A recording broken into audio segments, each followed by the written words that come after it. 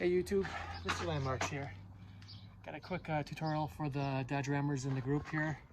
I live down in the Southwest. It's kind of hot down here. It's late April and we already have 105 degrees. I did this last year. It worked out well. So this is just a simple, I'm not actually going to show how I did it. I'm just going to show you my setup here for bypassing the heater core.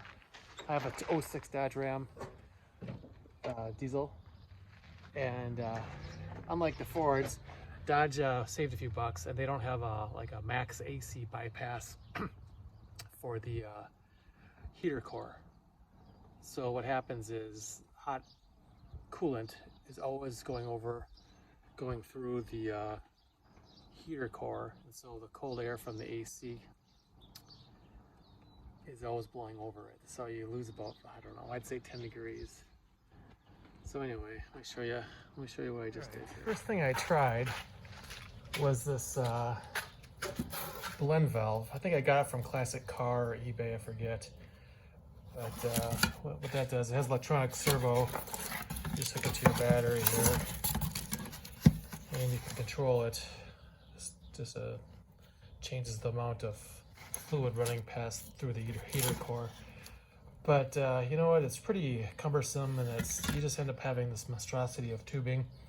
By the time I ever decided to want to use it, it's already 105 degrees. I don't have the patience for it.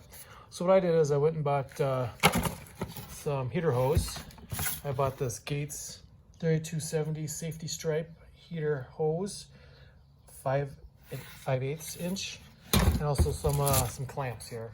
Get the big ones. These were just a little bit too small. And I also bought I bought a couple of these Dorman 90 degrees. You only need one. Number 47062. All right, so let me just show you what I did here. So the first thing I do is disconnect the hoses going to the engine and to the water pump. And I simply hook up a 90-degree T and just do a closed loop right there with bungee cord hanging out, a closed loop with the Dodge clamps and the 90-degree for the heater core. So that just sits there. It doesn't circulate at all. And then I get a big piece of hose, hook it right there, clamp it down, and do a nice big lazy loop all the way over. I can move it over here for you to there. There, right down there. There you go. That goes to the water pump, I believe. Big lazy loop so it doesn't get kinked. Right there. I tie off the closed loop to the heater core with some bungee so it's not touching the hot manifold. And that's it. Go for a drive, get some of the air out, and you're good to go. I do want to point out that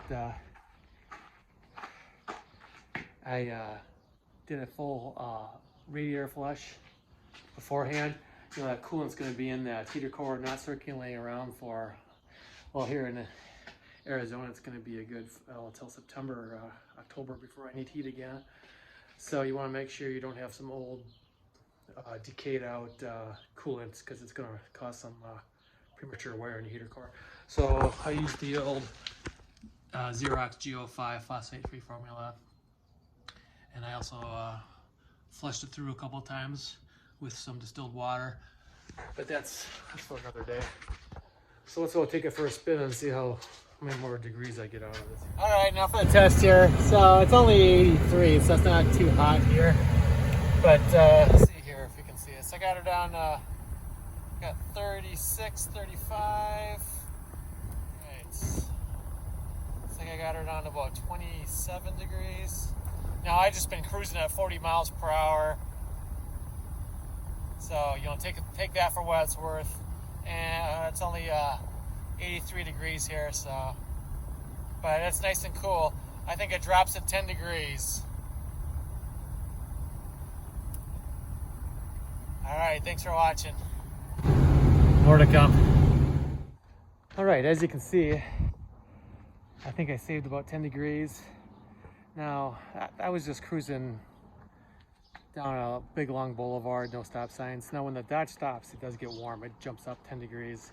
So I'm thinking about adding an auxiliary cool electric fan to the front of it. So we'll see. I've seen people do that.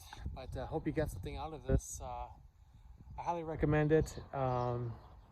Make sure you have your heater core full of nice, fresh, or pretty new coolant so that it doesn't corrode, because that stuff just sloshing around. They're not getting any circulation for, well, I keep it this way till September, so it's a good 4 or 5 months.